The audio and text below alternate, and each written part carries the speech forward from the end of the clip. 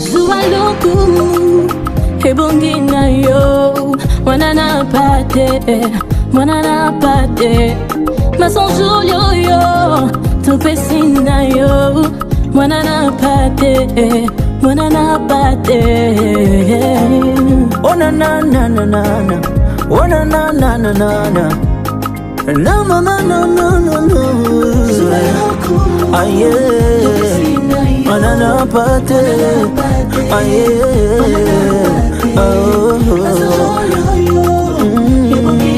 ebongida yo wanana pate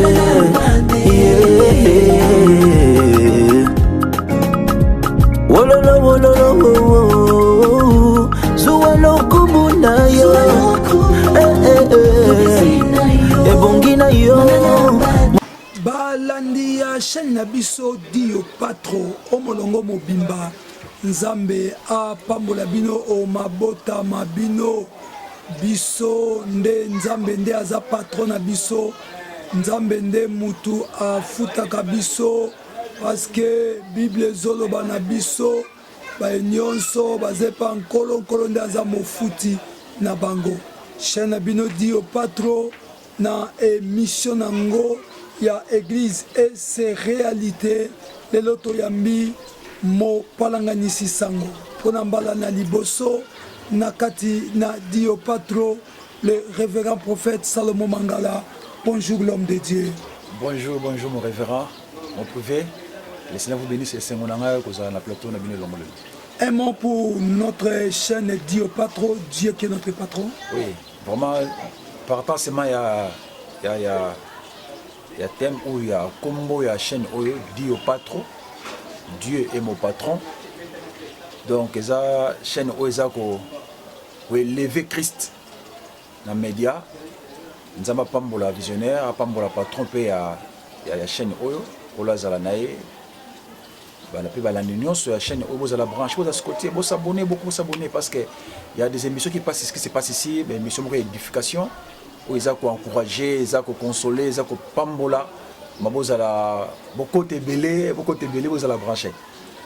Merci. Merci beaucoup papa. To yambio lelo na émission na biso l'église et ses réalités. Bonne église ya Congo. Oui, l'église ya Congo c'est le plan spirituel et ça malam. Et ça malam parce que le Saint-Esprit a toujours mouvé bien qu'on a fermé les églises pour le confinement.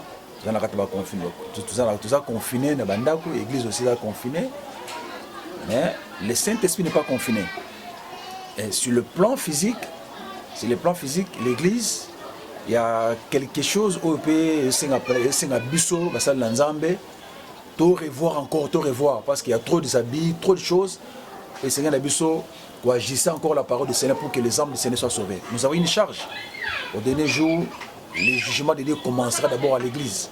Donc l'église a une charge aussi sur la nation. Voilà. Prophète Salomon, aux prophètes, il y a prophétie. Aux prophètes, il y a les 5 ministères. Non. Par la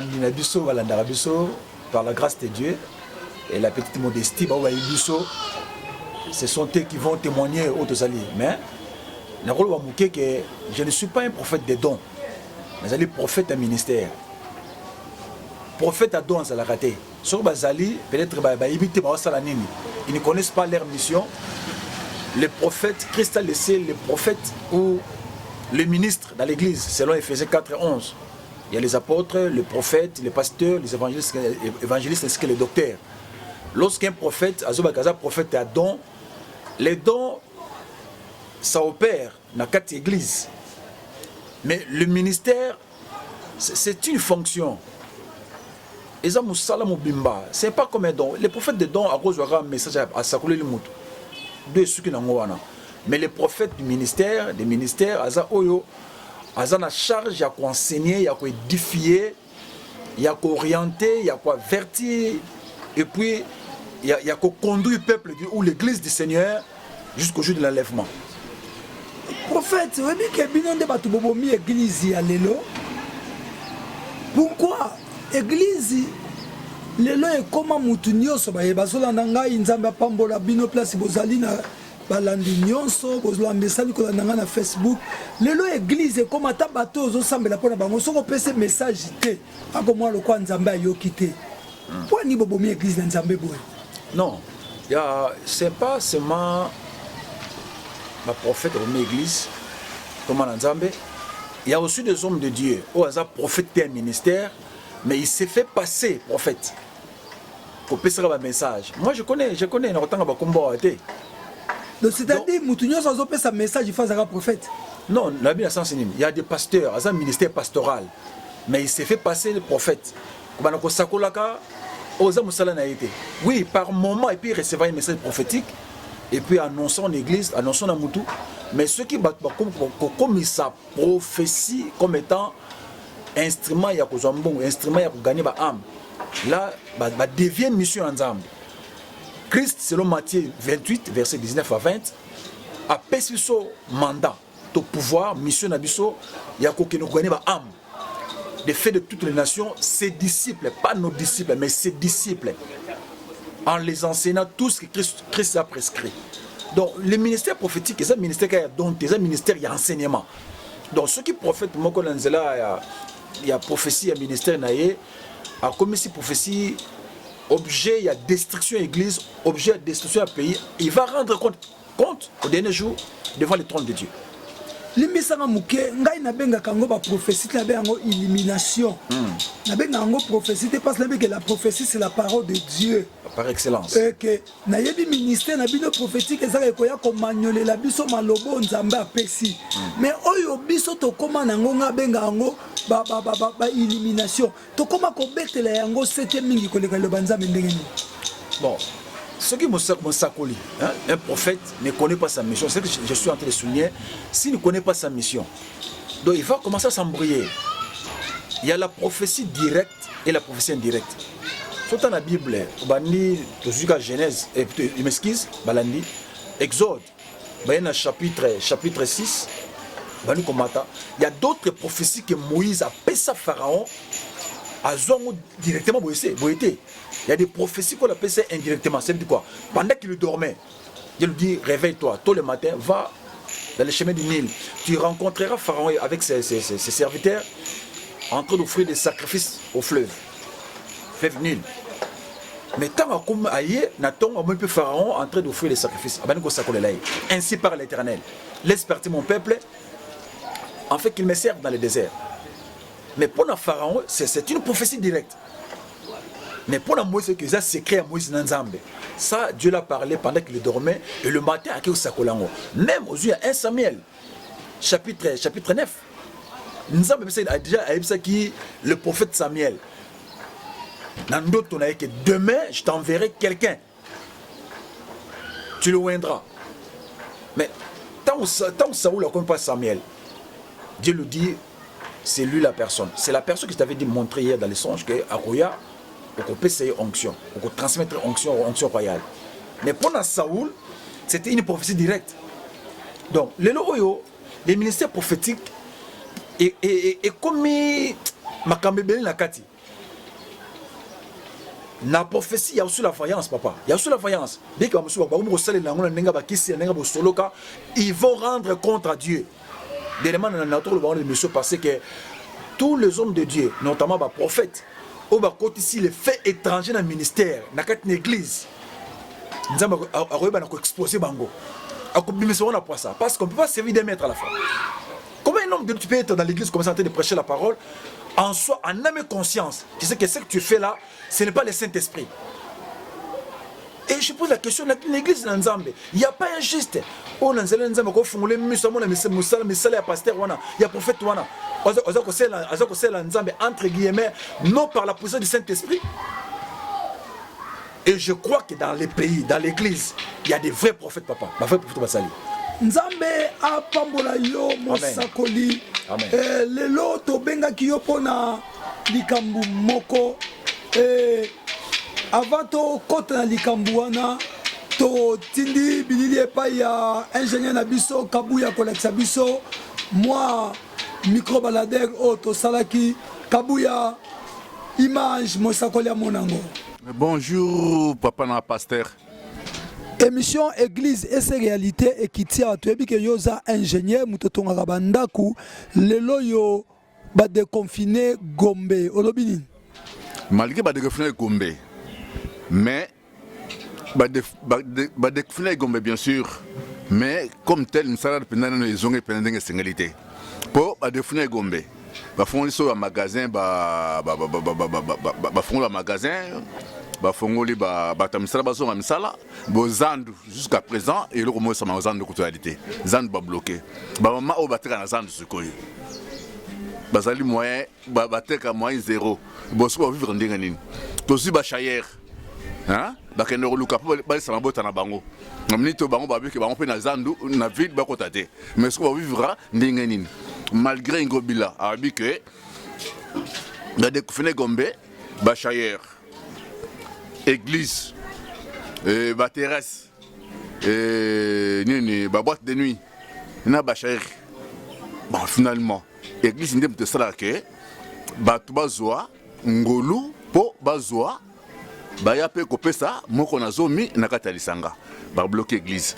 Bon ba chéri pe sus ba kendaka koluka po ba lesa mabota na bango sikoyo ba bike na Gombe ba le kasulté. Bon deuxième version ngwana. Bon de trois bateaux à bar. Les années bateaux sont à bar manuel donc bazana basse bazana ban bazana mabota. Bon ce qu'on va vivre n'engeni ni sikoyo. Mais il y a des choses à la bar pour zo mais la chambre là.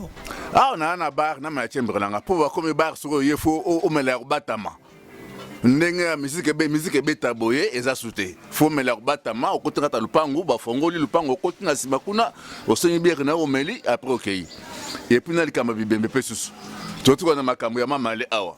Bandeko balaki na pa na bango bandina baleki na bana na ye abeke ya kufi na maladie ya COVID-19 te ah tango akufi aki madi apema estomac ndem de kotongisa ye te tango okata motema babengi biso bandeko neke toya na des infirmières basi dalaki on tromper corps to kotisa na morgue bon balobe le komorote mais à nos grandes surprises, kobenga biso lobitan toye moi boyeno bakange na maladie mais non mais batongo o bayaki ba infirmier donc ba maki ni gamba takite na bakati malade takite ni tete pour moi pena ki bazoki malade yango na question tuninga nga coopérant na botabana na teka chemise mais ndenge ba fungoli Gombe bien sûr to boité mais eloko moko sala biso pasi vient na biso papa Oyo a remplacé gouverneur Janseline Ngobila. En tout cas, Aébake, peuple les autres souffrir, Atika va coopérer, pas monde à la bien. Alors, si ils sont coopérés, Basina Bana to laisse bangoneni. En tout cas, Batika eloko Oyo, Mobulu et Salate, Aéba Nengi a peuple, Azala besoin, Azala kimia. Tout ça a besoin que Mobule côté la mboka. Donc c'est répondre à yo olingi bazongi c'est la bino pe cop na bino ezame cop na bino bosa ezocha salité na ville non. Bon biso toza ba coopérant tote kaka na salité te tote ka ba chemise tote que la bato minene bazo somba mais alors papa gouverneur de la ville papa Janseline Ngobila a raisonné que mboka oyo soko bimite rouliate. Alors alukake ba coopéra bazonga pas basa la cop na bango pas ba moyen vivre. To sepeli makasi mais yo oza besoin ba fungola bag te pour des jeux dans na chambre ba chambre na. En tout cas ceux qui na commis na niveau ya mais la chambre bon pour la moni ba bari ba kangi yango la commis na niveau mais la chambre. Alors ngai lotoko oui. Bonjour papa. Bonjour. Pona déconfinement ya Gombe olobini na Gombe batebele bazokolela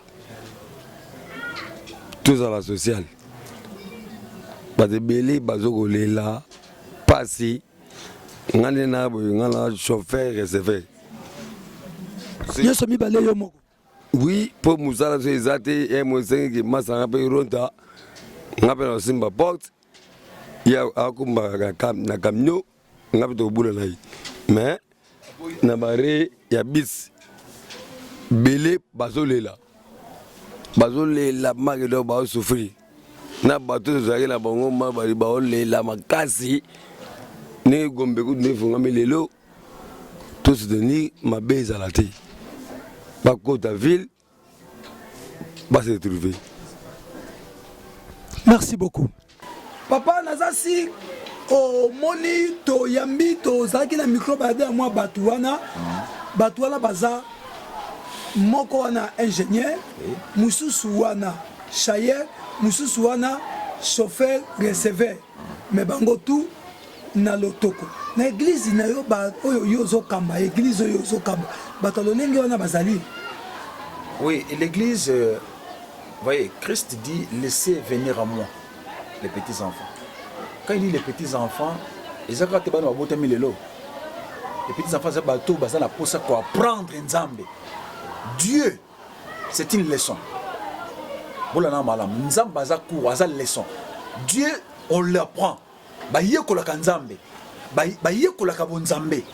Aujourd'hui, les gens ne veulent pas écouter ou soit suivre les enseignements. Théologie.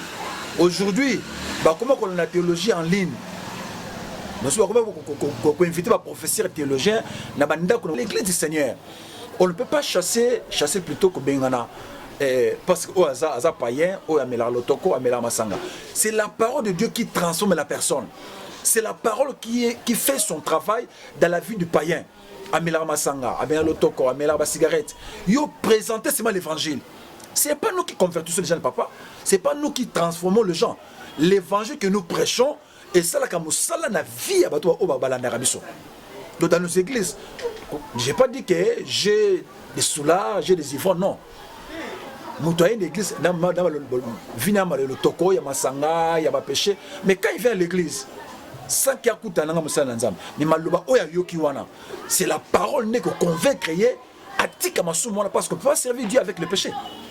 Oyoki bango ndenge balobi pona mukolo ya lelo ya déconfinement ya commune ya Gombe. Oui. Sikoyo ba déconfiné Gombe ndenge balobi wana ingénieur lobi ata ba déconfiné musana bani malamute chayer azana posa zandu bafungola ngo bango bateka recevoir o chauffeur bikeno moyen te mobule ko makasi ba place ta bango ko vendre makamundenge ali na déconfinement ngo o ba déconfiné Gombe avantage nango nini désavantage nango nini mosakoli. Merci Thomas Nanzano, merci mon prophète.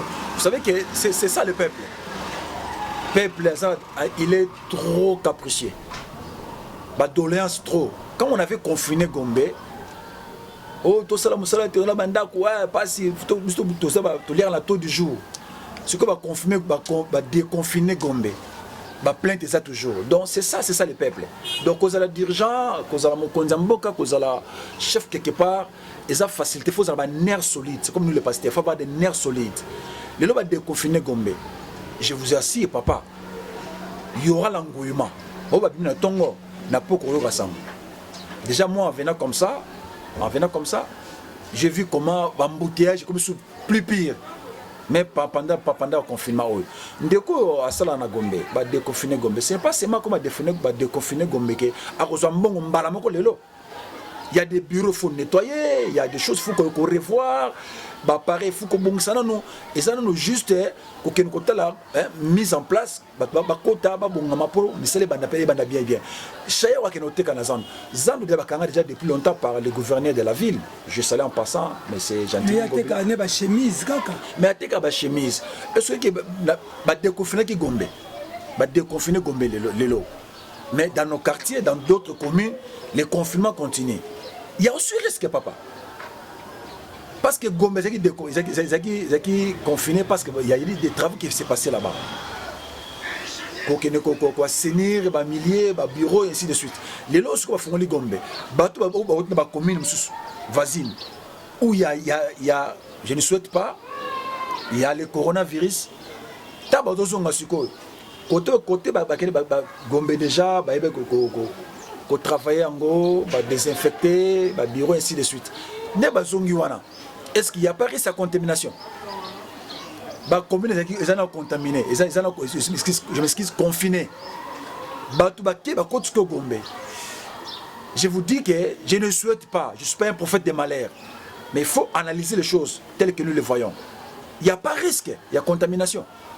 Cher, il y a un Zandou, mais à côté Kabilamba, tu côté Moussaka Foukana Zandou, parce que ça nous aide au Kanga déjà. Mais nayo qui peut coller la Batouana, balobi peut que non, bab de confiner peut église. Mais le qu'on a sikoyo, bah côté Moussouné Simbité, Gombe le cas bab de confiner, n'a l'église a compris de confiner ou bien boni Moussako. Non, l'église va déconfiner. Pourquoi? Bien que la Gombe, il y a aussi des églises, mais le gouvernement, par le biais, il y a un ministre chargé à communication et presse, a dit qu'il va y avoir Gombe. Gombe, supermarché, quelques entreprises, où ils ont Gombe, porte de pharmacie, boutique, Gombe, va déconfiner. Mais quand on a cité, on a noté, y compris les églises aussi. L'église, papa, l'église, l'État le but est que l'église est au fond de non. Alors qu'il est mollo, l'église est au fond de mais quand le passé s'acharne, l'église, mais papa, mais tout au Kambawana, ça va pas être un zambet. Ça fait battre ma famille. Il est sur l'église, coronavirus, contre l'église. Est-ce que le pasteur ressemble à son zam?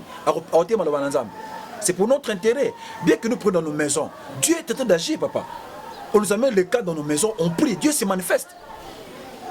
Dieu se manifeste. N'a pas dit que l'église est au fond de c'est pas un péché.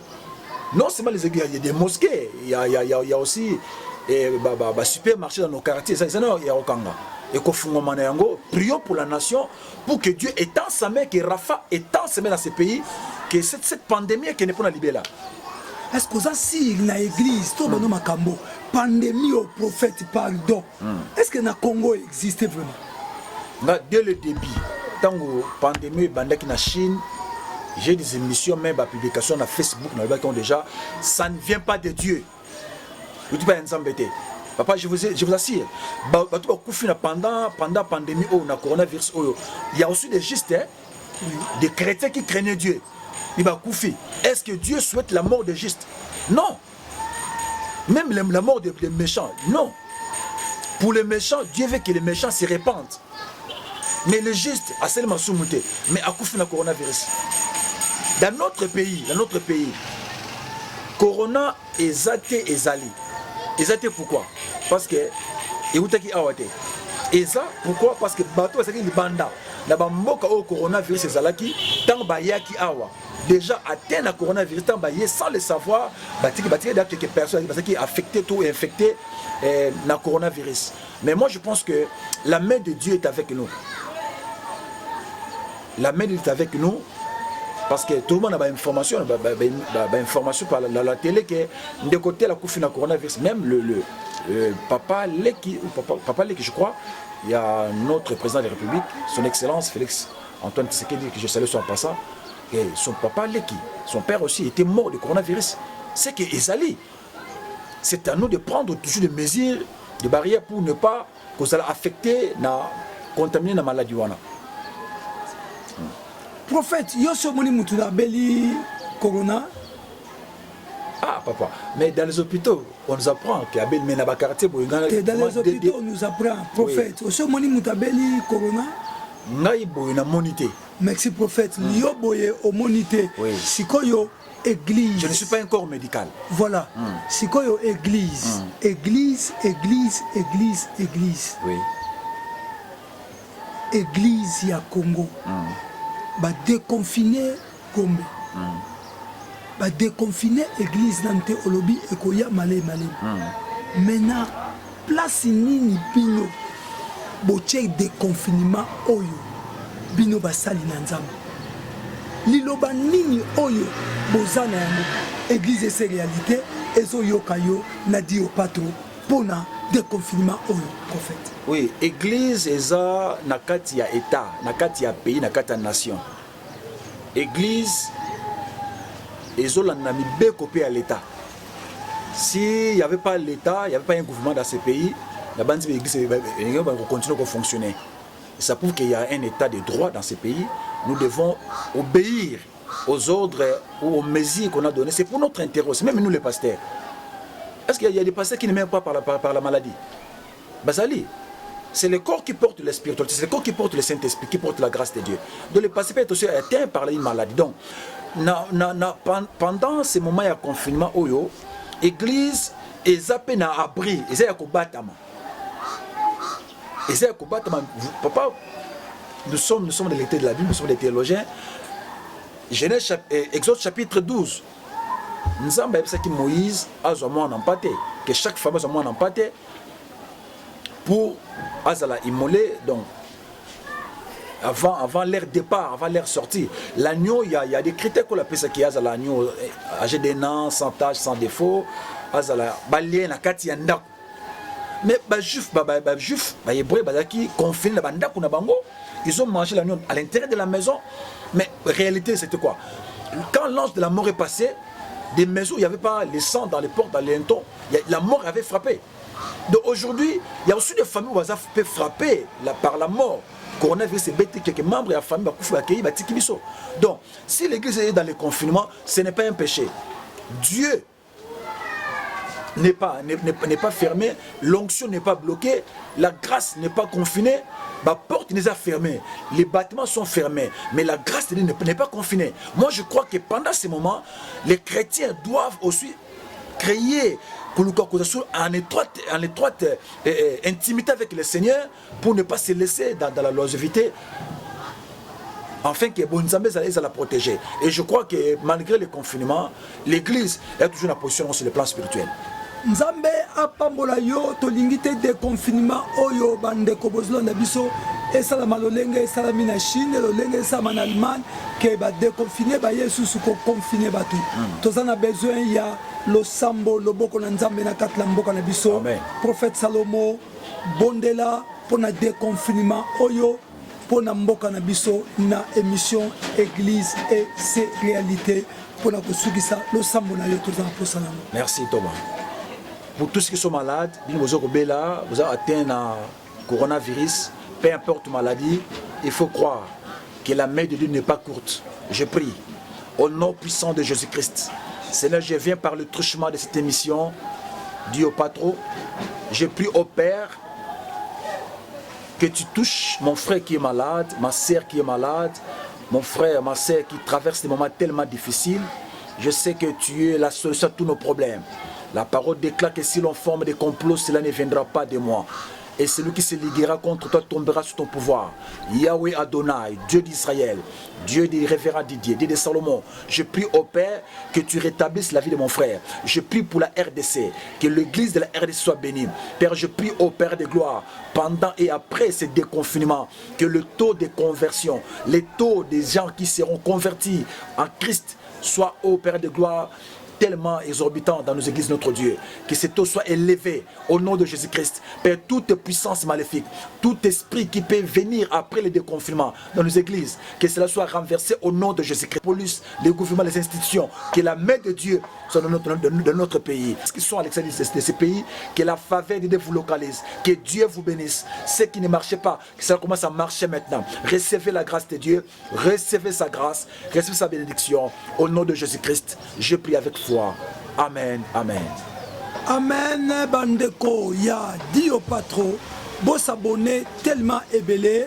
Nzamba osala biso ngolu toko kita na Gombe toko kita kozwa permission na ba chaque commune onzamba osala biso ngolu pono kende kotala comment déconfinement ya Gombe ekoti pe na émission oyo toko yamba basali na Nzambe nyoso Nzamba kopesa biso na mutema pona ko yamba pe libot la Nzambe va bénéficier et loko yamalonga. Dio Patro, c'est Dieu qui est notre patron. Yangoana chaîne nabino. Bo s'abonner. Bayo balinga kangai. Bo s'abonner. Bayo ba sepela kanangai. Bo s'abonner. Mbote, mbote, mbote, mbote, mbote. Dio Patro, Yangoana. Bayo. Yeah.